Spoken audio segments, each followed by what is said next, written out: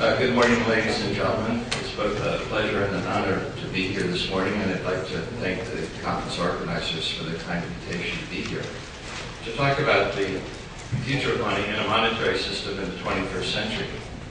One of the unfortunate consequences and outcomes of the 20th century is that we've lost sight of what money is and what currency is. You know, it used to be that we were using coins, a tangible asset that would circulate as a form of currency. And then with the advent of central banking in 1694, with the creation of the Bank of England, we started using paper and other forms of bookkeeping units of account that were backed by gold. Gold was the asset, the liability of the bank was a banknote or other pieces of paper, checkbooks and things of that like. Now, when this occurred, people started thinking that this piece of paper is money, but it isn't. It's only a money substitute. Money is gold, money is silver. And what's actually happened today is it's even more bizarre. Now we have nothing backing this piece of paper, which isn't even a money substitute any longer. But we still use this in commerce. And as a consequence of this development, we are today in a bubble. I call it the fiat currency bubble. And just like every bubble throughout history popped, South Sea bubble, Mississippi bubble, tulip bubble, internet bubble, the fiat currency bubble is going to pop as well. And that's the most important message that everyone in this room should be thinking about as we look toward money and currency in the 21st century.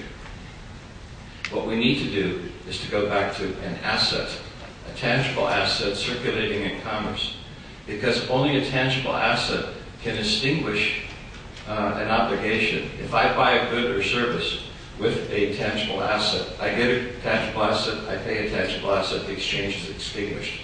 You cannot extinguish an exchange with a paper asset until you take that paper and buy some tangible asset with it. And that creates a lot of risk for people who are holding paper, who are holding money substitutes instead of money itself. Now, back in 1999, when he was still chairman of the Federal Reserve, Alan Greenspan said gold still represents the ultimate form of payment in the world. Now, what was he saying about that? He's basically saying that gold remains the standard by which all things are measured because gold is money. Gold is the numeraire in our world society. And I want to use this chart to explain that point. This is a chart of crude oil prices going back to 1950. And I'll show you the price of crude oil in terms of 4 different currencies. Now, this is a base 100 analysis. In other words, I'm assuming that crude oil was 100 in each of these 4 currencies in January 1950. And then I'm taking it forward based on actual results to make an easy comparison between these 4 currencies. So as far as the British pound is concerned, what cost 100 back in 1950 today costs about 7,000, or a 70-fold increase in the price of crude oil. Now, as bad as it's been for the US dollar is better than the British pound in the sense that the US dollar has preserved purchasing power better than the British pound has. Or another way of saying that is there's been more inflation and monetary debasement in Great Britain than there has been in the United States. But the price of crude oil is rising also in terms of the US dollar. The price of crude oil is also rising in terms of the euro and the Deutschmark. The Deutschmark up until 2000 and the euro since. The important point I'd like to make on this particular currency is note that in 2000, the Deutschmark had essentially the same purchasing power that it did back in 1950. And it's only since 2000 that the euro is looking more and more like the dollar and the British pound. And the reason is simple. The Bundesbank is not managing the euro. The euro is being managed by the ECB, and the ECB is under the control of politicians, which is why they've been buying Greek debt and why they've been taking other steps that favor political decisions. They're not taking the hard decisions that the Bundesbank took for 50 years. Lastly, this is the price of crude oil in terms of gold. The price of crude oil hasn't risen. We only talk about a rising price of crude oil because we do our economic calculation today in various fiat currencies or money substitutes. We don't perform economic calculation today in terms of what we should be doing, gold or silver. When you do use gold or silver to calculate the prices of goods and services, you get an entirely different result. So, looking at the money and currency of the 21st century, clearly gold has an important role to play for economic reasons, but I'll also explain that in a minute why it has an important role to play in the future because of society. But if we take this notion, that gold is money, when you're looking at a portfolio, you have two different components. You have investments, which are the wealth-producing assets, and then you have liquidity, which are your wealth-preserving assets. So when you're making an investment, you have a risk-return criteria. You put your money at risk in order to generate a return. But after you've sold that investment and you get the proceeds, you have money, you have a liquidity, and you hold that liquidity until you're ready to make another investment or to purchase a house or a car or some other consumer good. So when you're looking at investments, you're looking at stocks, bonds, and other assets. But when you're looking at liquidity, your choice is either gold or a national currency. And what I want to do is to help you make the choice. This is gold against nine of the world's major currencies over the last decade. And you can see very little red on this chart. In other words, gold has been up on an annual basis against almost all of these currencies. But most significantly, look at the bottom row of this table. Double-digit rates of appreciation against all of the world's major currencies. Gold's been up 10 years in a row against the US dollar. Against the euro, it's been up 8 years. But note, too, that even against the euro, the average annual rate of appreciation is 14.6%. Now, are you earning 14.6% on your euro deposit in your bank? If you're not, then you're losing purchasing power compared to the other alternative which you could be holding, which of course is gold. As we look to the 21st century, what we need is a safe place to put our currency. We don't want to use banks because of the boom and bust cycle caused by fractional reserve banking. We're seeing today all of the problems that occurred from the last boom. We read about Dexia, we read about MF Global, we know about Lehman Brothers. We don't know how many more insolvent banks are out there, but there are more crises coming because this financial bust is not yet over.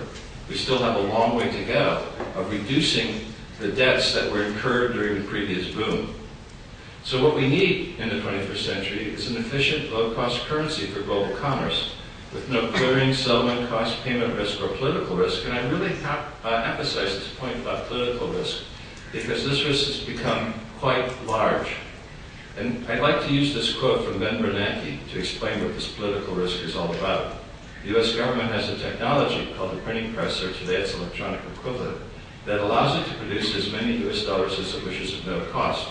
Now, this is a half-truth. Central banks tell you what they want you to hear. They don't necessarily tell you the whole story. We all know that in this world in which we live, there is no free lunch.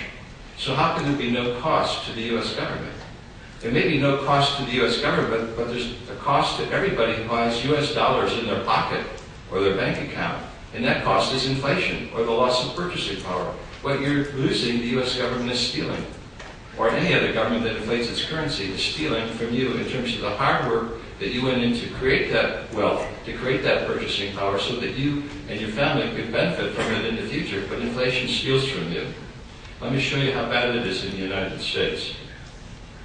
This is federal tax receipts, U.S. government tax receipts. This is a 12-month moving average of what the U.S. government has been receiving since 2000. And you can see it's starting to flatten out again because the U.S. is going into, again, an economic downturn. This is what the U.S. government is spending, 12-month moving average again, to smooth out the month-to-month fluctuations. And you can see it's starting to turn up yet once more. So you have this huge gap between what's going out and what's coming in. But note that even though they've been printing money, bailing out institutions, spending money left and right, they cannot get the economy going again to generate enough revenue to offset the burden of the debt. The reason why we have a zero interest rate policy worldwide is because governments cannot afford to pay interest on their debt. Think about it. The U.S. government debt is $15 trillion. If interest rates went up just 1%, that's $150 billion. Paul Volcker, to save the dollar, took interest rates up to 20%.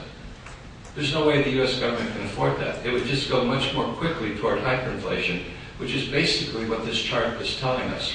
The U.S. dollar is on the road to hyperinflation, and the reason is it's following a well-worn path. This is not a prediction, it's an inevitability. If you're in a car driving on a road heading toward a cliff, sooner or later you're going to go over that cliff. That's not a prediction, it's an inevitability, unless you turn that car around and go back in the right direction. Politicians are driving that car, driving the monetary system toward that cliff, being led by the U.S. government. And look what's happening in terms of the debt load that the U.S. government is incurring. $15 trillion plus contingent liabilities estimated to be another $80 trillion and $2.7 trillion of revenue. By any prudent measure, the U.S. government is bankrupt. It's been bankrupt for a long time. But because we're in a fiat currency bubble, people are saying and doing things that applied back in the 1940s and 50s and 60s and think that they still apply today, but they're speaking in an emotional way. They're not speaking in a logical way. They're looking on past ancient history. They're not looking at current events. And that's the way bubbles form. That's the type of conventional wisdom that you see in the middle of a bubble, and conventional wisdom is usually wrong. And it's definitely wrong in this case. Now take a look at this picture, because I want to show you another picture. This is the U.S. government. This is the UK government. The data doesn't go back quite as far, but you can see it's exactly the same picture. I could show you this picture for dozens of governments around the world. The state of California is the exact same picture. The state of Illinois is the exact same picture. The state of New Jersey is the exact same picture. And of course, Greece is this picture, maybe even a little bit worse. But they're all basically spending more than they're taking in income. And a government, in this sense, is no different than an individual. You know, if you spend more than you make, you're going to have a debt problem and you're going to have to deal with it. And that's exactly what we're facing today worldwide. But the important point of this chart, in my mind, and the chart before, is that this is not a cyclical problem that we're facing. This is a structural problem. You know, this 40-year experiment with fiat currency, money backed by nothing except government promises, is coming to an end. And how it ends is going to determine what money and currency looks like in the 21st century. And the issue is, do we want government currency or do we want private currency and what I call efficient currency? You know, what service does the government deliver more efficiently than the private sector? There are none. And the reason is that governments are not driven by bottom line accountability. They're driven by politics and other considerations. What a private enterprise business does, it delivers a good or service, the best possible good or service it can do, in the hope that the market will buy that good or service, pay the private enterprise, enable the private enterprise to make a profit and stay in business. Governments are not driven by the profit incentive. And as a consequence, they don't care whether they do a good job or not. Central bankers do not go out of business, regardless of how well or how poorly they do managing the currency. And we know from the 90-plus currency collapses since the Second World War that most of them don't do a good job. Nor does the Federal Reserve, because the U.S. dollar is constantly losing purchasing power because of inflation. But they don't care, because regardless whether they do a good job or a bad job, they're not serving you and me. They're not trying to deliver the best possible service. They're serving their political masters and the people who have the vested interests that are controlling government. So what we really should be looking for in the 21st century is private currency and efficient currency. The reasons for an efficient currency is that we want to reduce the cost of commerce. The more efficient we can make the currency, we remove the impediments from interacting with one another to create businesses and to create commerce between ourselves. The more we can do this without impediments, the better we are, because what we do is we create wealth. We expand and extend our standards of living. So we want to have more opportunities to create commerce, and one of the ways to do that is to get rid of the impediments. And one of the big impediments, of course, is an inefficient currency. And the other thing is just that global commerce needs a common currency not subject to political force. Money should be a neutral tool in commerce. It should be a level playing field that everybody can use without political interference. In the 20th century, money has become a political weapon. And let me give you an example of how central banks understand this point. Why in 1950 did the Allies, when they created the Bundesbank and arranged for the Bundesbank Act, make the Bundesbank completely independent from the political process? And why did they ingrain in the psyche of the German people and give the strong mandate to the people who were running the Bundesbank to be completely independent from the political process? The reason is that to fight a war, you need to control the money supply, which means you need to control the central bank. And having fought 2 world wars, the Allies didn't want to fight a third one. So they made the Bundesbank independent. And the Bundesbank jealously and strongly guarded that independence throughout its existence.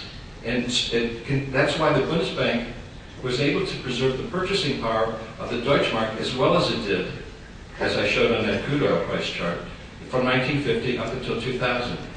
But what we have now is we have an ECB that's under political control. And when central banks are under political control, inevitably the currency gets destroyed because it gets over-issued, either through too much currency being issued or debasement. You know, the Romans used to debase coins by adding copper. The ECB is debasing the euro by buying Greek debt. There's no difference. They're pursuing a policy of qualitative easing or monetary debasement. The important point is that sound currency creates a level playing field for everyone. That's the kind of society we should be operating in. And that's the kind of society you get when you use gold and silver as currency. I'd like to use this quote. This is from Howard Buffett, who is the father of Wall Street legend Warren Buffett.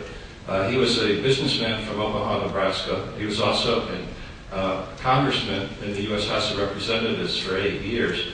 And this was from a speech that he gave in 1948. Very prescient, very thoughtful speech. And I recommend reading the speech. It's available on the internet. But in a free country, the monetary unit rests upon the foundation of gold or gold and silver, independent of the ruling politicians. It's quite clearly understood by him and a lot of other very thoughtful people, and just by the same people who created the Bundesbank back in 1950. The only way you're going to get sound money is to use gold and silver, independent of the ruling politicians, because only gold and silver cannot be created out of thin air. And here's the key point as we look toward the 21st century. If we're going to live in a free society, we have to control our politicians.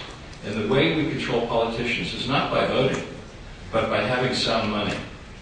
Because if you don't like what they're doing, you just stay with your sound money, which is what Howard Buffett was recommending, and eventually the politicians learn. It's only when politicians can create money out of thin air do they have more power than the people. So to live in a free society, we, the people, have to control the politicians. And in the present system, because they can create money out of thin air, politicians can control the people, and that is not a free society. I'd like to conclude by just saying that in the 21st century, we are facing some critical issues. We're facing a lack of understanding as to what money is. We see standards of living declining throughout the world. In the United States, for example, the standard of living reached a peak in 1973 when adjusting for inflation and loss of purchasing power. So it's not too surprising that when the gold standard ended in 1971, or the last remnants of the gold standard in 1971, that living standards have been declining ever since. In the United States at the moment, 41% of the economy is government activity. There's more money being spent now by the in the U.S. economy by government at all different levels, state, local, federal, than there was during the Second World War when the country was on a war footing. This is unsustainable. And I'd just like to end with a quote from Margaret Thatcher, because what we face today, even though people are calling it a crisis of capitalism, it's not. It's a crisis of socialism. Margaret Thatcher said the problem with socialism is that you eventually run out of other people's money. And that's exactly what's happening worldwide today. Ladies and gentlemen, thank you very much.